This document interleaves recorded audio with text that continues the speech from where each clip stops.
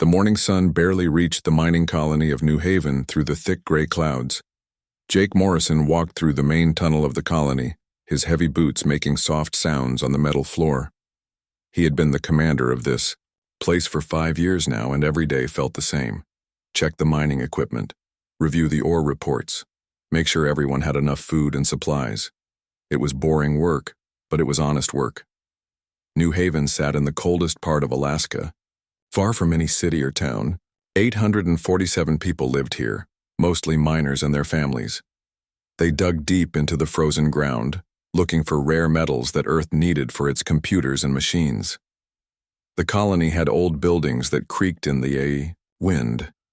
The heating system barely worked. The machines broke down every other week.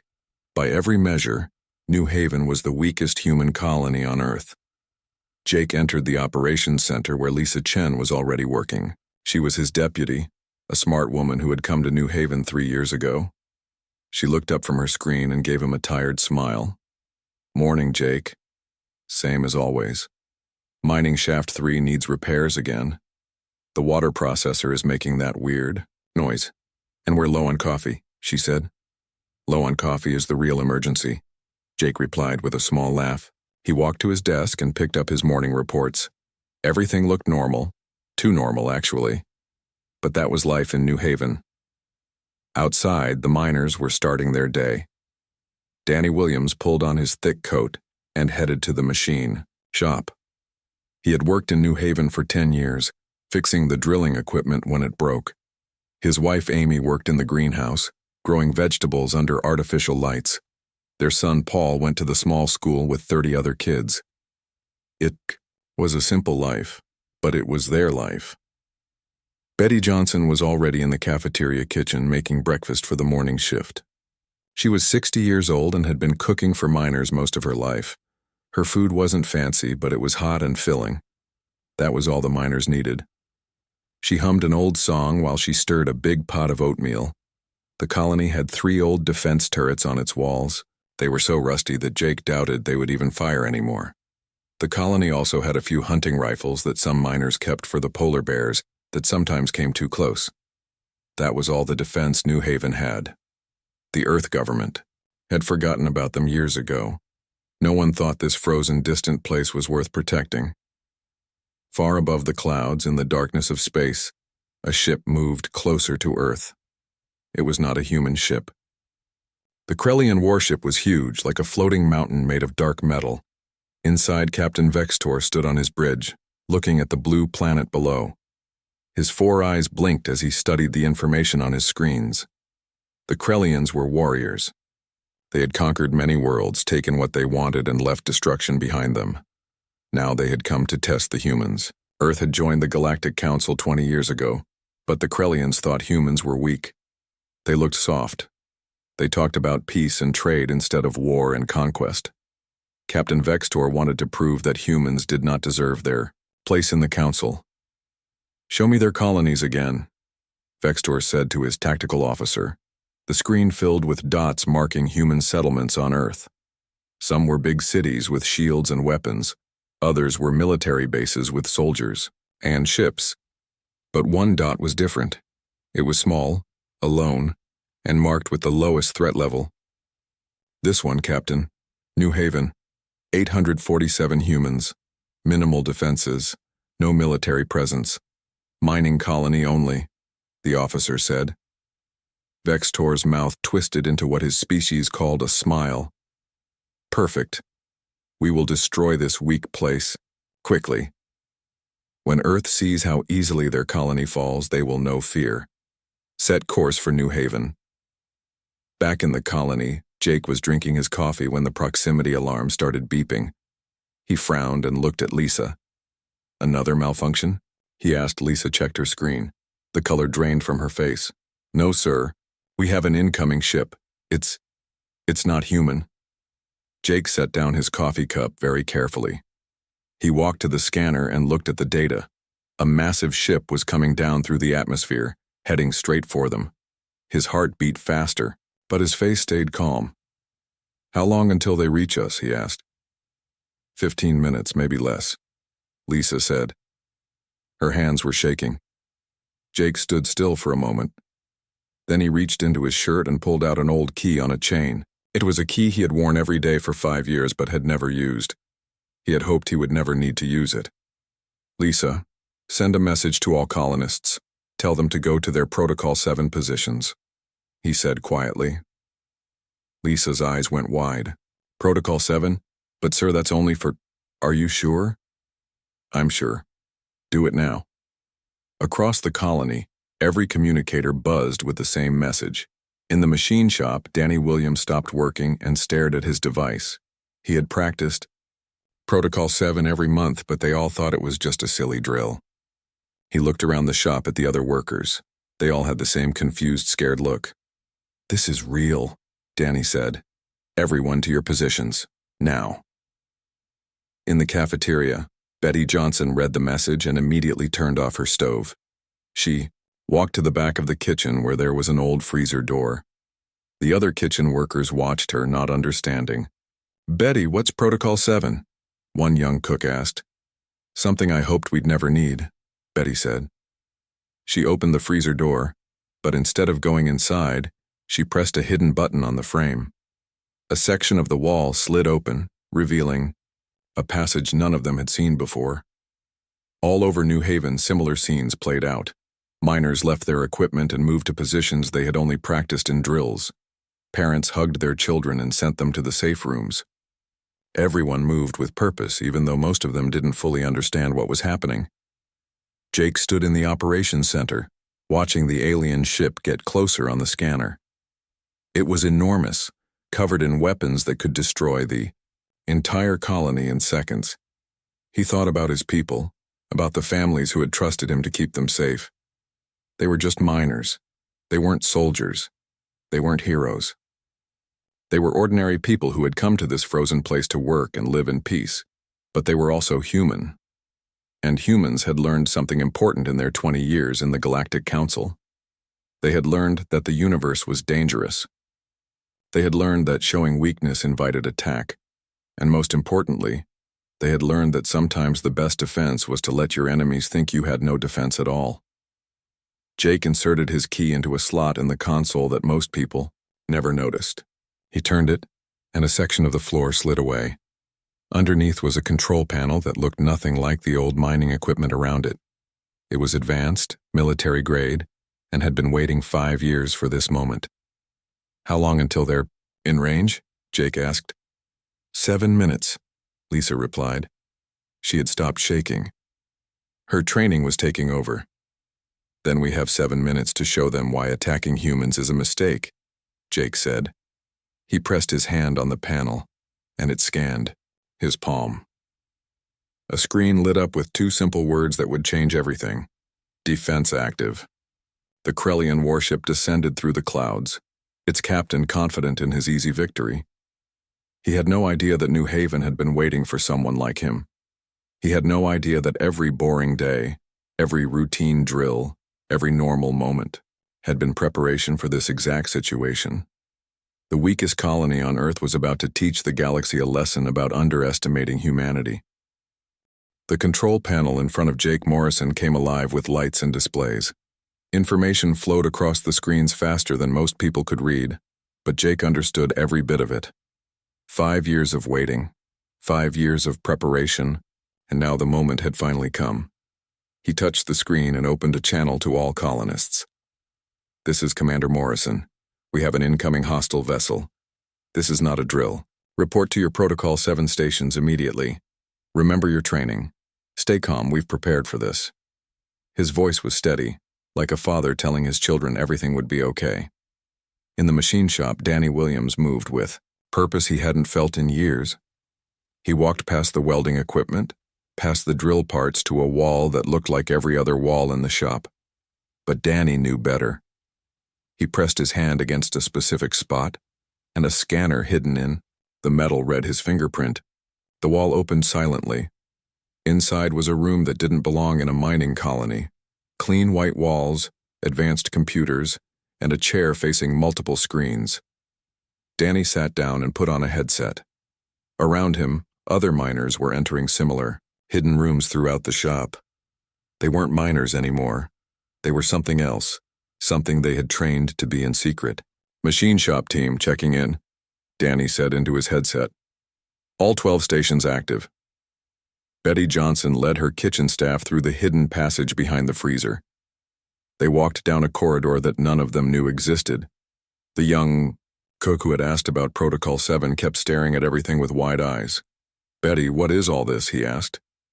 Insurance, Betty said simply. They entered a room filled with control stations. Betty sat at the largest one and began typing commands she had memorized long ago. Everyone take your positions. Remember the monthly drills? This is just like those, except this time it's real. The kitchen staff, people who spent their days cooking meals and washing dishes, sat at combat control stations. Their screens showed drone systems hidden throughout the colony. Hundreds of them, disguised as delivery vehicles, maintenance robots, and mining drones.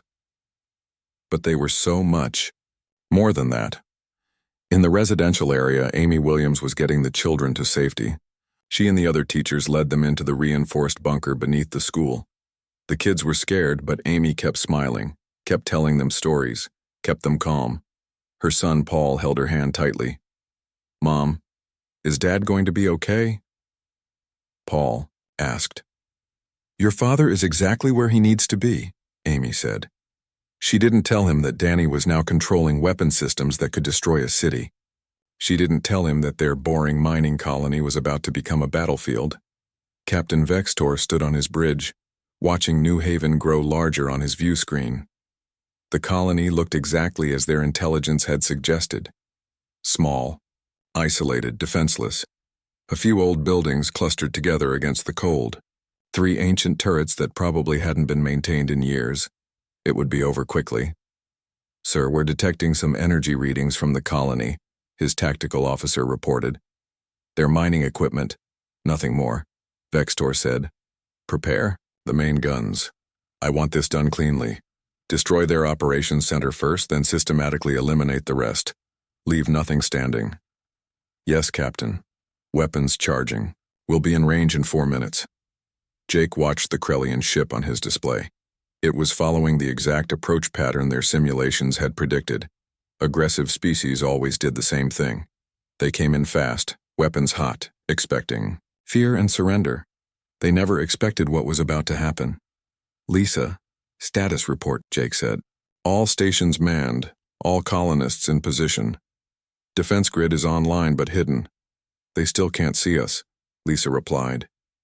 She was typing commands faster than she ever had before, coordinating 847 people who were about to show the galaxy what humans were capable of. Good. Let them get closer. I want them to think they've already won. The colony's underground areas were transforming. Walls slid apart to reveal hidden equipment. Floors opened to show weapon systems. The boring, broken-down mining colony was shedding its disguise like a snake shedding its skin. But on the surface, nothing changed. To the Krellian sensors, New Haven still looked helpless.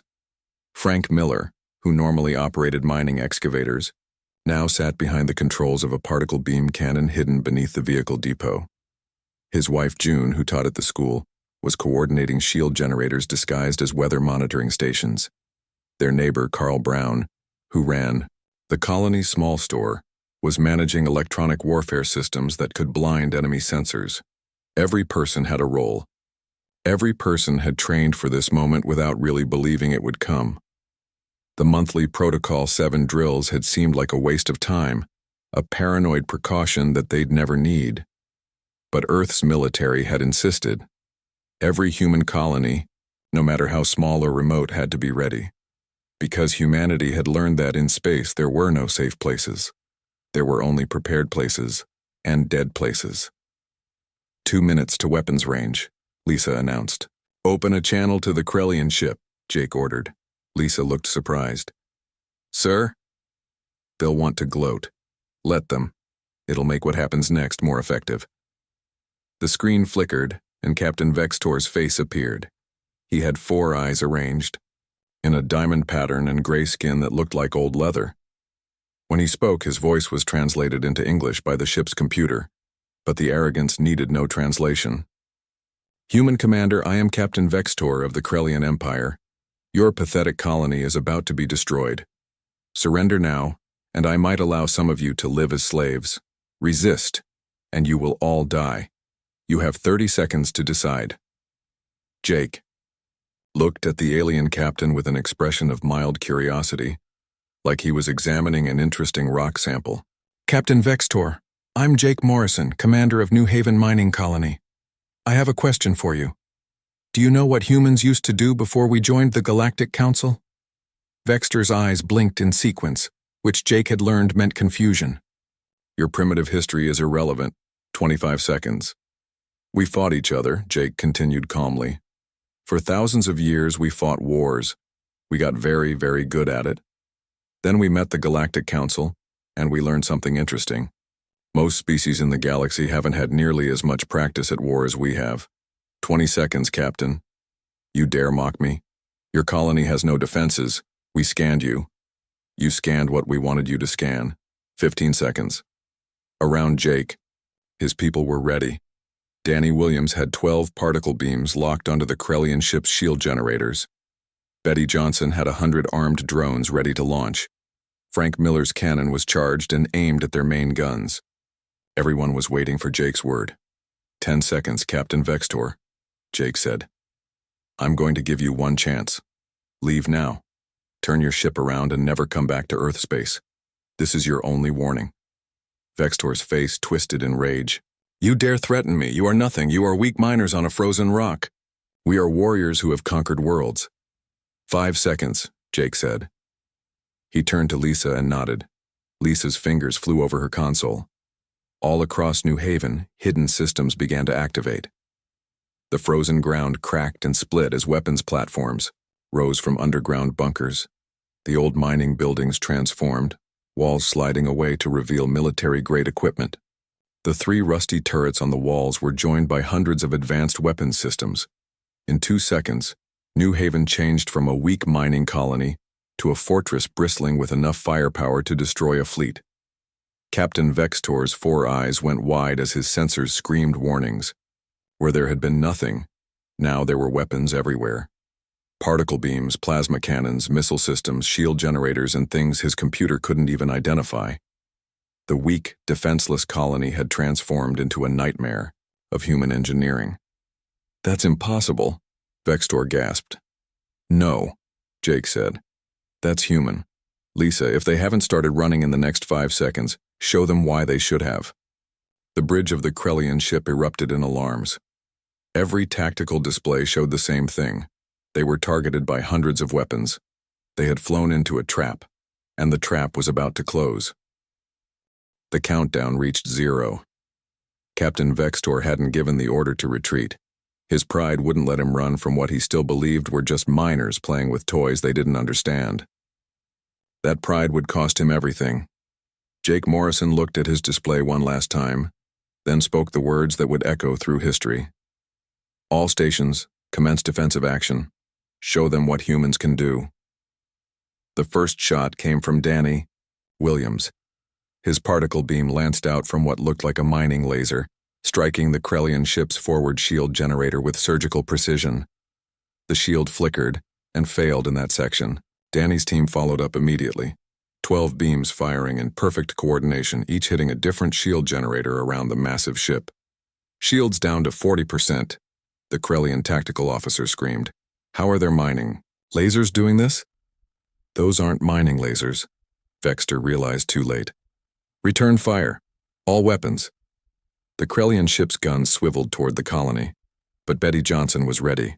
Her 100 drones, which had been sitting dormant disguised as cargo haulers and maintenance bots, suddenly came alive. They swarmed up from the colony like angry wasps, each one carrying electromagnetic pulse charges. They didn't need to destroy the Krellian weapons. They just needed to confuse them. The drones danced around the massive ship, releasing their charges in coordinated patterns. The Krellian targeting systems tried to track them, but there were too many, moving too fast, creating too much interference. Their shots went wide, plasma bolts shooting harmlessly into the frozen wilderness around New Haven.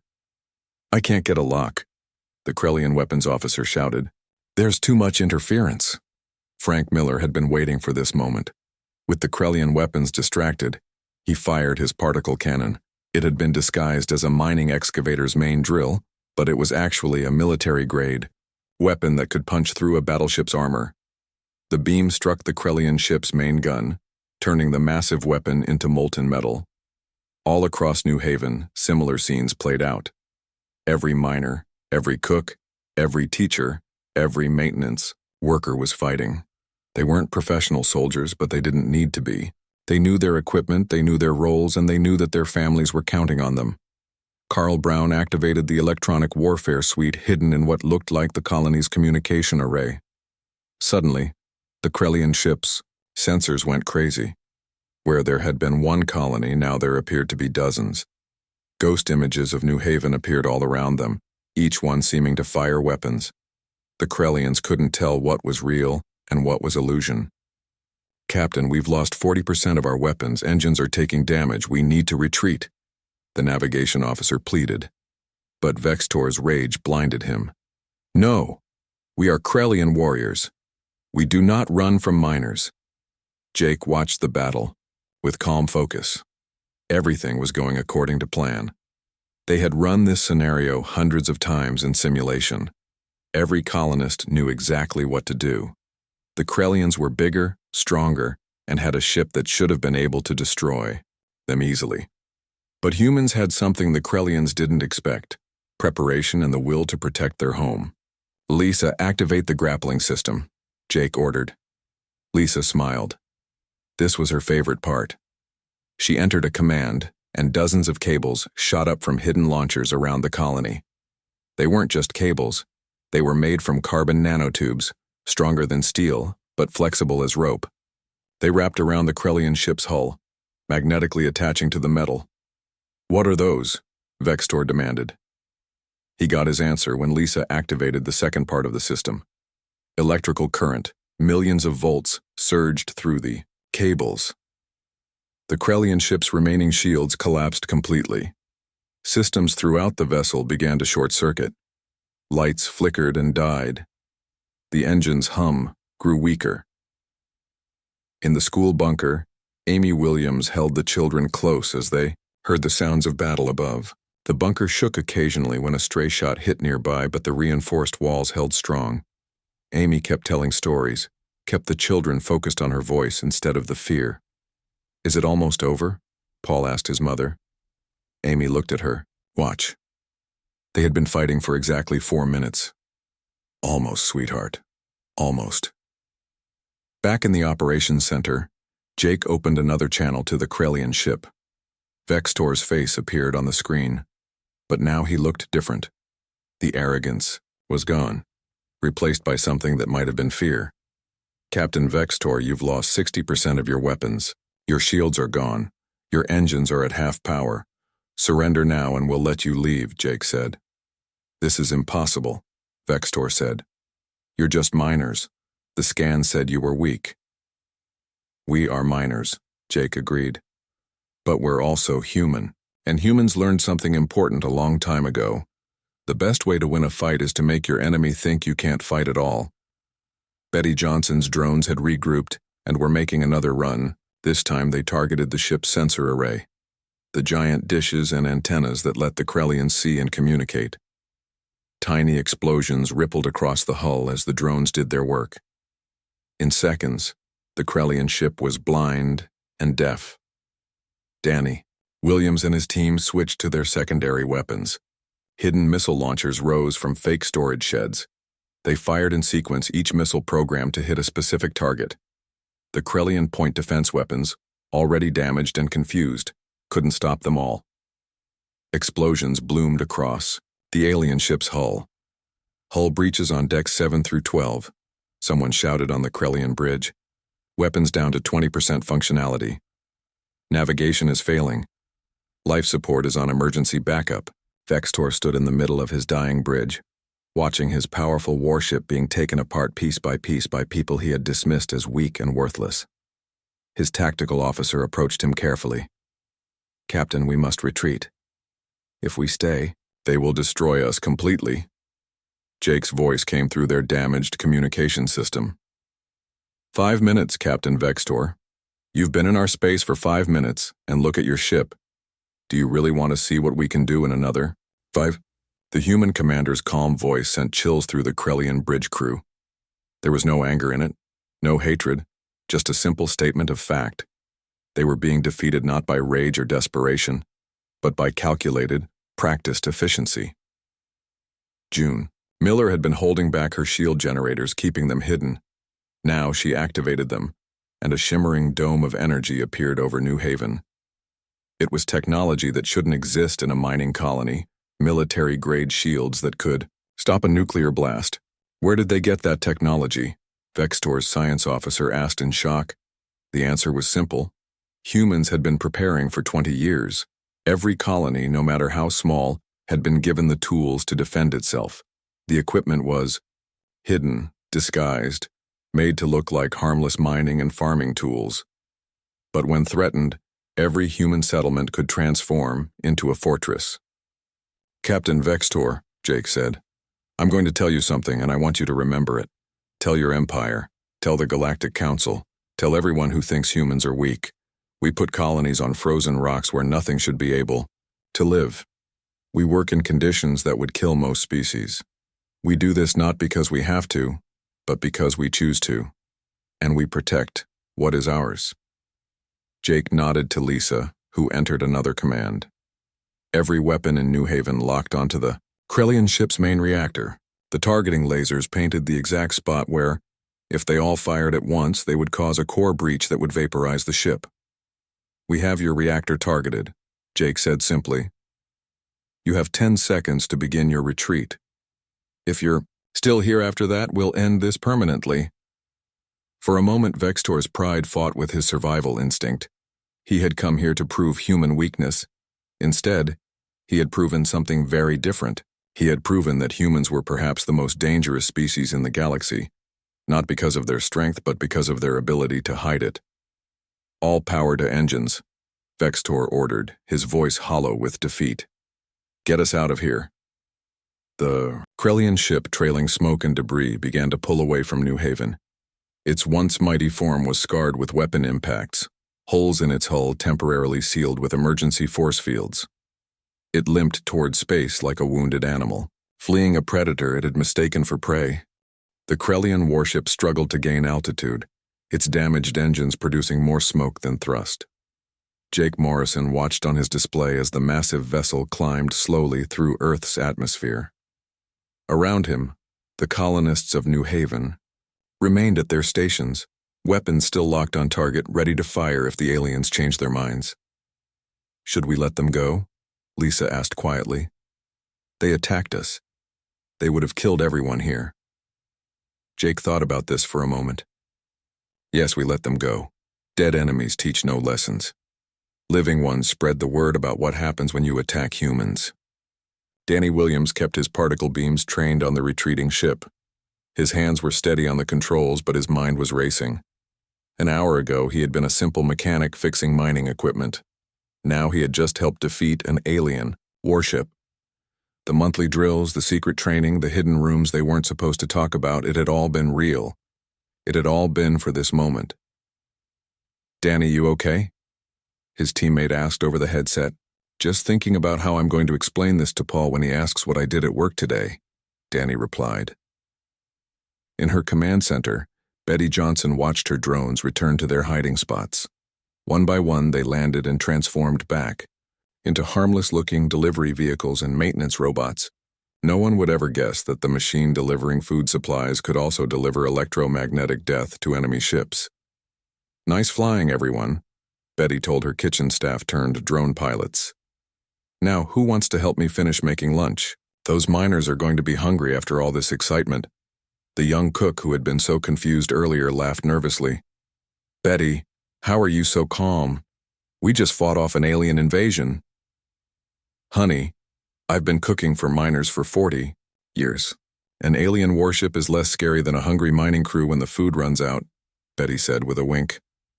On the Krellian ship, Captain Vextor stood on his ruined bridge, watching the damage reports come in. 60% of their weapons destroyed. Shields generators would need complete replacement. Hull breaches on 15 decks. Engine efficiency at 30%. Communication array destroyed. It would take months to repair everything, if it could be repaired at all. Sir, we're receiving a transmission from the human colony, his barely functioning communication system reported. Put it through, Vextor said, expecting threats or demands for surrender. Instead, Jake Morrison's face appeared, still calm, still professional. Captain Vextor, you're clear of our weapons range now. We've transmitted your location to Earth's orbital defense satellites, so they won't fire on you as you leave. Safe travels. You're letting us go? Just like that? Vextor couldn't hide his surprise. We're not warriors, Captain. We're miners. We defended ourselves because you attacked us. Now that you're leaving, we have no quarrel with you. But Captain, make sure your empire understands this message. Earth has thousands of colonies. New Haven is classified as our weakest. If this is what our weakest colony can do, imagine what would happen if you attacked one of our military installations. The transmission ended. Vextor stood in silence, processing what had just happened. They had been defeated in less than 7 minutes by a colony that Earth considered insignificant. The implications were terrifying. Back in New Haven, Jake gave the all-clear signal. All stations, stand down from combat status, maintain surveillance. Until the hostile vessel leaves Earth space. Good work, everyone. You just saved all our lives. The colony began to transform again, but in reverse this time. Weapons platforms descended back into their underground hiding places. The fake walls in the machine shop closed, concealing the combat stations. The shield dome flickered and disappeared. Within minutes, New Haven looked exactly as it had before. A rundown mining colony barely worth noticing. Amy Williams got the message that it was safe and led the children out of the bunker. They emerged into the late morning sun, blinking and looking around. Everything looked normal. The buildings were still standing, the snow was still white. If not for a few scorch marks on the ground where stray shots had hit, there was no sign that a battle had just taken place. See? Amy told the children. I told you everything would be fine. Now let's get you all back to class. We're only an hour behind schedule. Paul hugged his mother tightly. Mom, what really happened? We protected our home, sweetie. That's what families do. They protect each other. Jake left the operations center and walked through the colony. Everywhere he went, people were returning to their normal routines. The miners went back to their equipment. The kitchen staff went back to cooking. The teachers went back to teaching. But there was something different in the way they walked, the way they held themselves. They had faced death and won. They had protected their home and their families. They were still miners, but now they knew they were also something more. Frank Miller was already back at his excavator, the one that secretly housed a particle cannon. He was actually digging now, pulling ore from the frozen ground like nothing had happened. His wife June found him there and brought him coffee. So, just another normal day at work? She asked with a smile. Oh, fixed some equipment, mined some ore, fought off an alien invasion. The usual, Frank replied, taking the coffee gratefully. Carl Brown was in the communication center sending a coded message to Earth Command. It was simple and to the point. New Haven Colony engaged hostile Krellian warship at 800 hours. Hostile. Vessel defeated and retreating. No casualties, no significant damage. Colony operations returning to normal. The response came back almost immediately. Acknowledged. Well done. Maintain normal operations. That was it. No fanfare, no congratulations, just back to business. Because this was what humanity had prepared for.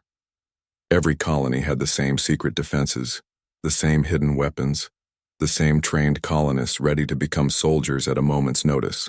Earth had learned that in space there were no safe places, so they had made every place dangerous for their enemies. Lisa found Jake standing outside, looking up at the sky where the Krellian ship had disappeared. Think they'll be back? She asked. No. They'll spread the word about what happened here. Within a week, every species in the Galactic Council will know that humanity's weakest colony defeated a Krellian warship in 7 minutes, Jake said. 6 minutes and 53 seconds. Actually, Lisa corrected with a small smile. Even better. The shorter the time, the stronger the message. They stood in comfortable silence for a moment, watching the clouds roll across the sky. Then Jake's communicator beeped. It was a message from the mining supervisor. Commander, shaft. 3 is still broken. Can we get someone to fix it?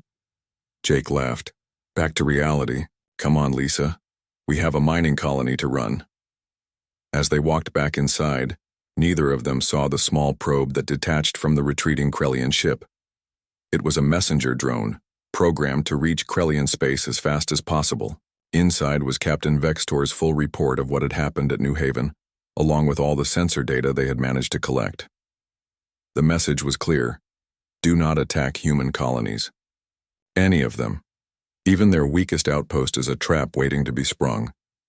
The humans don't just defend their colonies, they turn them into weapons. Every miner is a soldier. Every tool is a weapon. Every building is a fortress.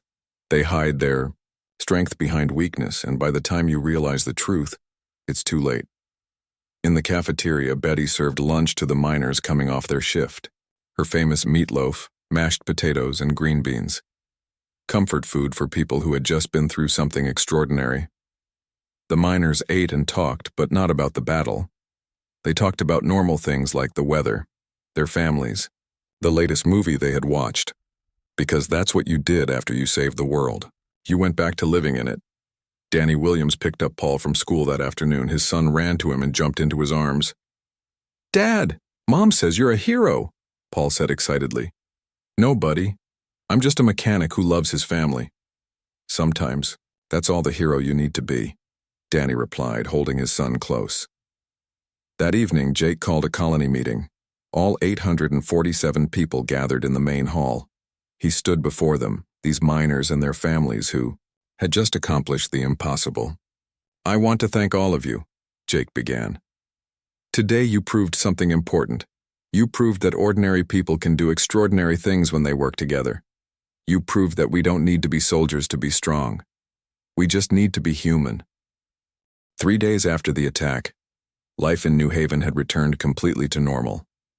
The miners worked their shifts, children attended school, and Betty Johnson served 3 meals a day in the cafeteria. The only signs of the battle were a few patches of melted snow that were already being covered by fresh snowfall. Jake Morrison sat in his office, reading a priority message from Earth Command. It was short and direct. The Krellian Empire had formally apologized for the misunderstanding at New Haven and promised no further hostile actions against Earth colonies. They had also withdrawn their opposition to Earth's expansion proposal in the Galactic Council. Fear, it seemed, was a powerful diplomat. Lisa knocked and entered with a cup of coffee and a tablet. You need to see this, Jake. It's from the Galactic News Network. Jake took the tablet and read the headline. Human mining colony defeats Krellian warship in under 7 minutes. The article went on to describe New Haven as Earth's smallest and most remote colony, with minimal resources and an aging population of miners. The fact that such a weak outpost had defeated one of the galaxy's most feared warships was causing panic among the warrior species. They're calling it the New Haven Paradox, Lisa said. If Earth's weakest colony is this dangerous, they're wondering what our strongest colonies are capable of. Good. Let them wonder, Jake replied. He looked out his window at the colony. A supply ship was landing, bringing fresh food and equipment. Normal, routine, boring, just the way he liked it. On the other side of the galaxy, Captain Vextor stood before the Krellian High Command. His ship was still being repaired, a process that would take months and cost a fortune. But the real damage was to the Krellian Empire's reputation. They had been humiliated by miners. Explain again how this happened, the Supreme Commander demanded. They deceived us, Vextor said. Every scan showed a weak mining colony. Their defenses were hidden so perfectly that even our best sensors couldn't detect them. It was a trap, designed to look like an easy target, and you fell for it. Yes, but Supreme Commander, if this is their weakest colony, Imagine what their military bases must be like. Imagine what their actual warships can do. We have been fools to think humans were weak just because they prefer peace. The Supreme Commander was quiet for a long moment. Send a message to all Krellian forces. Earth and its colonies are off limits.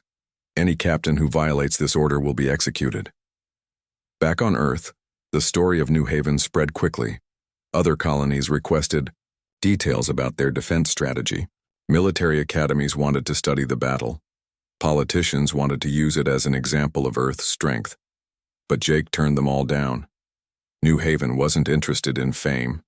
They just wanted to be left alone to do their work. A week later, Danny Williams was teaching his son how to fix a piece of mining equipment when Paul asked an important question. "Dad, why did we have all those hidden weapons? Did Earth know someone would attack us?" Danny put down his tools and thought about how to explain. "Paul, imagine you're walking through the forest, and you know there might be bears. You hope you never meet one, but you carry bear spray just in case. Earth gave us bear spray. Really, really good bear spray. But why hide it? Why not show everyone we were strong? Because sometimes, buddy, the best way to avoid a fight is to look like you're not worth fighting. But if someone decides to fight you anyway, you need to be ready to win, and win fast before anyone gets hurt." Paul thought about this. "So we're like secret superheroes?" Danny laughed. "No, we're minors. But when we need to be, we can be more." In the Galactic Council chambers, Earth's ambassador was addressing the assembly. The attack on New Haven was the main topic of discussion. Earth deplores violence. The ambassador said, "We came to the stars seeking peace, trade, and friendship, but we also learned that the galaxy can be dangerous. So yes, we armed our colonies. Every single one. Not because we want war, but because we want our people to come home safe to their families. You deceived us," the Krellian representative accused. "You made your colonies appear weak. We made them appear as what they are. Mining colonies, farming colonies, research stations. The weapons are only for defense. New Haven has been there for 15 years and never fired a shot until you attacked them. The deception, as you call it, was to prevent exactly what you tried to do. Prey on what you thought was weakness." The Galactic Council voted that day to recognize Earth's right to defend its colonies however it saw fit. They also quietly updated their threat assessments. Every human settlement was reclassified from various low threat levels to a new category. Approach with extreme caution. 2 weeks after the attack, a small ceremony was held in New Haven's main hall. Jake stood before the colony with a special announcement. "Earth Command has authorized me to reveal something. What you all did, defending our home, wasn't unique. There are 743 human colonies spread across Earth and nearby systems. Each one has the same secret defenses we do. Each one has people like you, trained and ready. You're not special because you fought off an alien warship. You're special because you did it while being exactly who you are. Miners, teachers, cooks, mechanics, families. You didn't need to become soldiers, you just needed to be human." Betty Johnson raised her hand. "Jake, does this mean we have to keep doing those monthly drills?" Everyone laughed. Even after fighting off an alien invasion, Betty was worried about the inconvenience of drills. "Yes, Betty, the drills continue. But now you know they're worth it," Jake replied. "Fine, but Earth Command better send us better coffee. If I'm going to be a secret warrior, I need decent coffee," Betty said, causing another round of laughter. A month passed. The Krellian Empire wasn't the only one to get the message. 3 other aggressive species that had been planning to test Earth's defenses quietly canceled their plans. The galaxy had learned an important lesson. Humans were peaceful by choice, not by weakness. In the Krellian Empire, Captain Vextor was given a new assignment, teaching at their military academy. His first lesson was always the same. Never judge an enemy by appearances, he would tell his students. I attacked what looked like the weakest target in human space. 847 miners living in rusty buildings on a frozen rock. In 6 minutes and 53 seconds, they destroyed 60% of my weapons, crippled my engines, and could have destroyed my entire ship. If that's what their miners can do, pray you never meet their soldiers. One young student always asked the same question. But how did they defeat you so easily? Because they weren't trying to defeat us. They were trying to protect their families. And there is nothing in the galaxy more dangerous than humans protecting what they love. Back in New Haven, spring was coming to Alaska. The snow was beginning to melt, revealing the green grass underneath. The mining operations were in full swing. Children played in the muddy streets. Life was good. Jake stood on the observation deck, watching the sunset paint the sky in shades of orange and pink. Lisa joined him as she often did at the end of the day. "Any word from Earth Command?" she asked.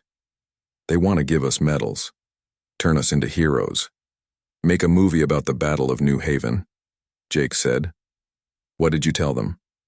"I told them we're miners. We don't need medals. We need replacement parts for Shaft 3 and better." "Coffee for Betty," Lisa smiled. "Think we'll ever have to fight again?" "Probably not. Word has spread. Attack one human colony, face the fury of all of them. Attack the weakest, and discover there is no such thing as a weak human colony. We're all strong, just in different ways." They watched as the supply ship took off, heading back to Earth with its cargo of rare metals. It would return in a month with fresh supplies, mail from home, and maybe, if Betty's request was approved, better coffee. "You know what the funny thing is," Jake said. "We spent all that time and money preparing for an attack, training everyone, hiding all those weapons, and in the end, we only needed 7 minutes to prove our point." 6 minutes and 53 seconds, Lisa corrected again. "Right. 6 minutes and 53 seconds to change the galaxy's opinion of humanity. Not bad for a bunch of miners." As night fell over New Haven, the colony settled into its routine. The night shift miners headed to their equipment. Betty cleaned up after dinner and prepped for tomorrow's breakfast. Danny tucked Paul into bed with a story about brave miners who protected their home. Amy graded papers for tomorrow's lessons. They were ordinary people living ordinary lives in an extraordinary time. They had faced down a warship and won, not because they were special, but because they were human. And humans, the galaxy had learned, were never as weak as they appeared. The official records would say that the Battle of New Haven lasted 6 minutes and 53 seconds. But the truth was, the battle was won years before the first shot was fired. It was won in every monthly drill, every hidden preparation, every moment when ordinary people chose to be ready for the extraordinary. New Haven remained a mining colony, small, remote, and boring, exactly the way they liked it. But now the galaxy knew the truth. There was no such thing as a weak human colony. There were only humans, and humans protected their own.